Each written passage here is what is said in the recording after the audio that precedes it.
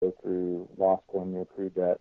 And then when you get out of all that, the job opportunities are nil in the public sector. Like you really can't go directly from law school into working for like the ACLU, or I was a summer associate at Lambda Legal, which is the LGBT sort of legal defense group. And they didn't hire anyone right out of law school. You needs to get trained to be a lawyer by a law firm, because ironically, law school does not train you to be a lawyer. It doesn't train you to take the bar. It just trains you to be a critical thinker. And you go into a law firm and you get all that training.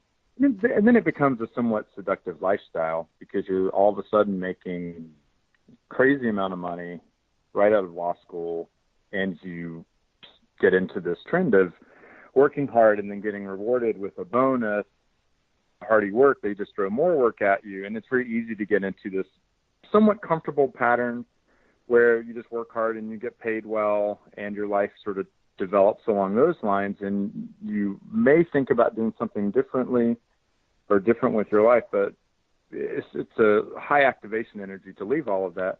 You just get to the point where 5 years pass, 10 years Brian, pass. did that happen with you? Did you get comfortable and you wanted to stay? I got very comfortable and I wanted to stay. And I'd say, fortunately, the universe threw a huge cog in the wheels that were spinning along, and I kind of ground to a halt at one point, and I I got a terrible disease and had to go out for 8 months it wasn't cancer, but I had to go on like essentially a chemotherapy regimen of shots and pills, and I was out for 8 months, and it was horrible. But during that time, for the first time, I really had a chance to just focus on myself. And one of my friends was a Reiki energy healer, and she came over and worked with me on some energy things. And I think that certainly had a great influence on the healing, because I was in this trial study, and I was the only person out of the 10 in the study that actually the drugs worked for. So through that whole experience, I came to a realization that maybe I wasn't on the right path. And then I ended up, I got better, and I went. Yeah, Brian, the universe works that way. I tell people all the time when they have an illness or a challenge that it's just a time to reflect and rediscover what it is that you're here, what you were born to do. You see, it's not so much about our physical life, it's about our soul life and what we came to discover about ourselves. And everything else is just a part of the stage or the play that we're involved in here on earth. But I want to say, I say to people very often, you don't have anything. Like you had that illness to deal with, and I would say, no, your soul created that for you to discover something else that was valuable.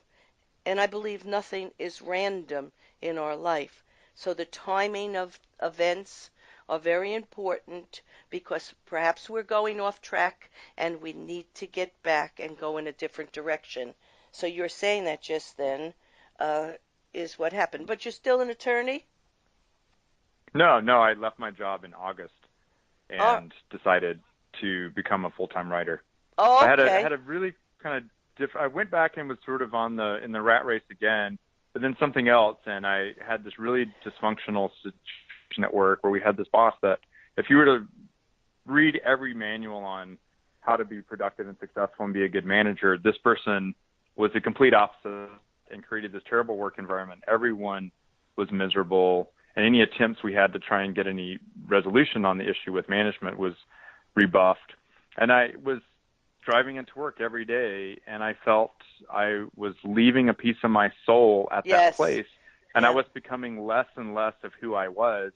And I at the beginning in January 2016, I talked to my husband. I said, look, July 4th, I'm going to set that date as my Independence Day from this person. I didn't know what it was going to be at the time. I just set a date, gave myself 6 months, and said, I'm going to resolve this situation and no longer be in that toxic environment. Good for you. I have along the way, I have had that experience too. Absolutely. And one way or another, things change. When you change yourself, when we change ourselves, because we can't change anyone else. We can't get them to understand how they're behaving. Wow. We can only change ourselves in other direction. I mean, I used to think I'll just show them the right example and they'll know what I to feel like do. I've been And living then, my entire life not hearing this message. I feel like I wish you had told me this message a long time ago. This is probably what I've needed more to hear in my life than anything else. but Because I it's think so. I've spent my whole life trying to change people and not Me recognizing too. that I Me need too. to do the change, Me right? too. Because you see, intuitively, as sensitive souls, we know what's right. We know what's good from within us, and we know what's kind and honorable. So we want to just give it to them. But their path in life doesn't allow for it. They're not ready for it. They don't choose it, and they also have free will. So I've learned that Right. finally, but it took me a very, very long time and a lot of tears and a lot of sadness and a lot of anger before I was able to balance and master my emotions and Right. learn more about myself and my purpose in life and learn to look at people and just say, I wish you well on your path and turn away and Right. not engage it any longer. So that's what you're in the Right. process of doing, which will help you greatly. It's helped me greatly. Now tell us something Right. of the wisdom of stones and how important were your grandparents in your life? My grandparents were extremely important in my life, and although it is fiction, the grandfather in the book was very much inspired by my mother's father. And every Sunday when I was a kid, we'd go to my grandma's house, and she would cook a big Sunday dinner, and we would afterwards sit at my grandpa had this recliner, and he'd always sit there after dinner, and the kids we'd just sit on this rug around his feet. We didn't really have I think there were maybe 4 channels on TV at that point, and on Sunday all they showed was sermons.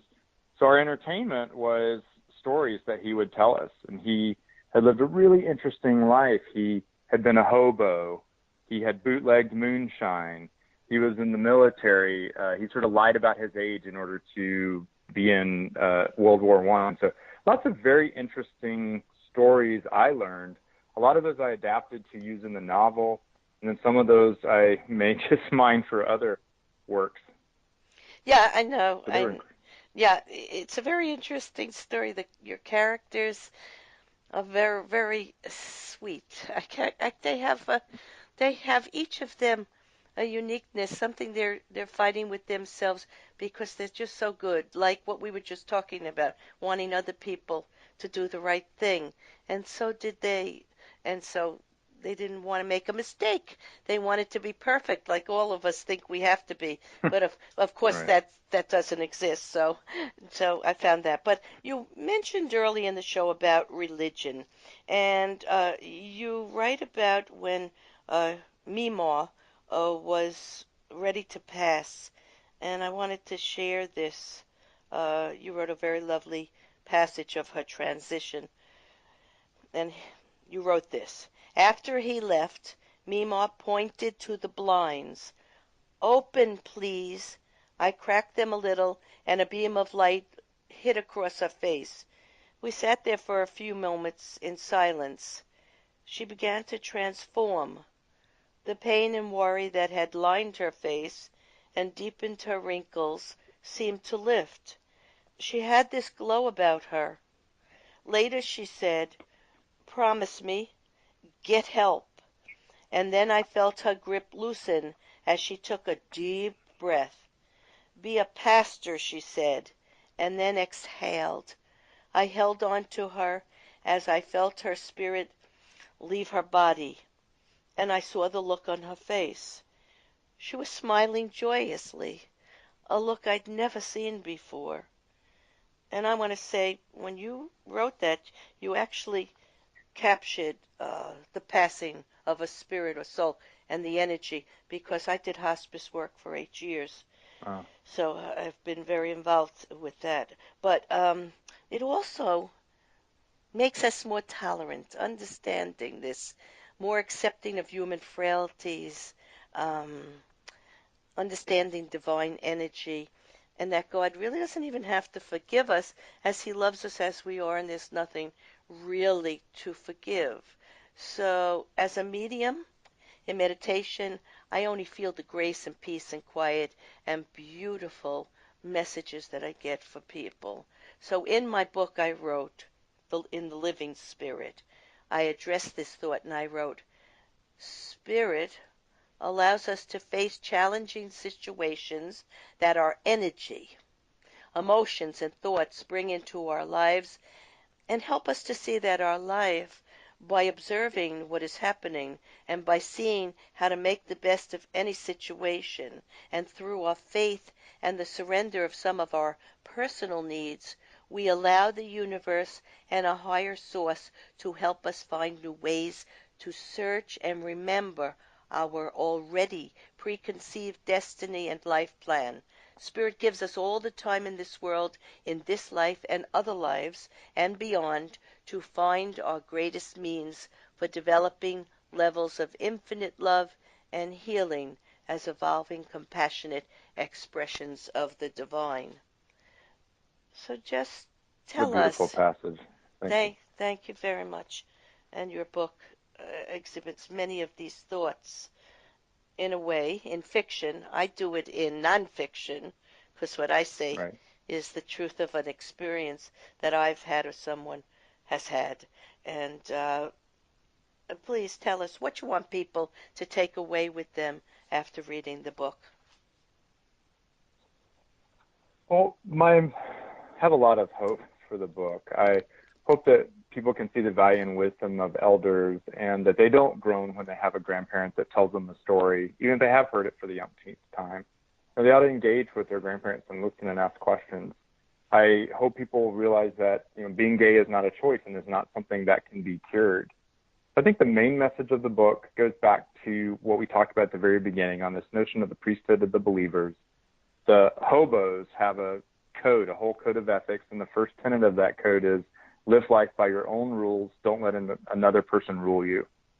And I think the main message, the main takeaway I'd like is for people to really understand that you can listen to what others say, but don't let them rule you. Don't let them control you. You need to live life by your own rules and be who you're supposed to be. Absolutely. Well said. I want to thank you, Brian Peyton Joyner, for sharing an intimate tale of coming of age from a Southern orphaned gay person's life journey and perspective to finding the wonderment of alignment to one's truth and personal power, and to find love, success, health, and tolerance in a world of varying, often limited ways to see the whole tapestry of life. To purchase this book, go to brianpeytonjoyner.com or amazon.com. They can also just go to, right, they can also just do the wisdomofstones.com, and that'll link directly to my website. Excellent. As well.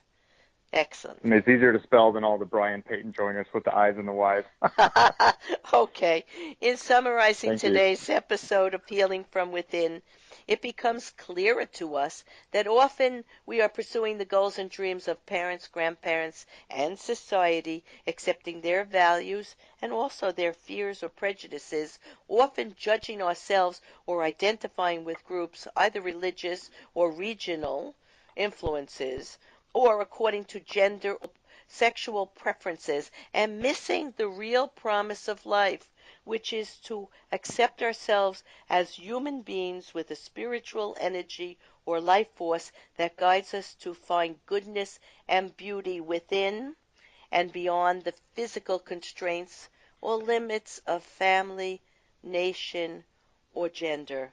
We are the possibilities of eternal change and evolution, and finding what makes us tick, what makes us resonate with joy and love, is the key to knowing ourselves as both human and divine.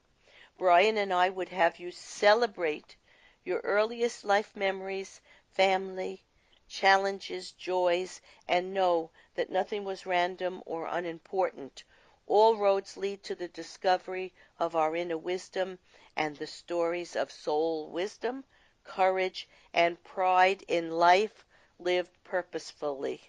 I am Sheryl Glick, host of Healing from Within, and invite you to visit my website to listen to and read about leaders in the fields of science, spirituality, energy, medicine, psychology, the arts, and music, and to discuss metaphysical approaches to an improved self and higher consciousness.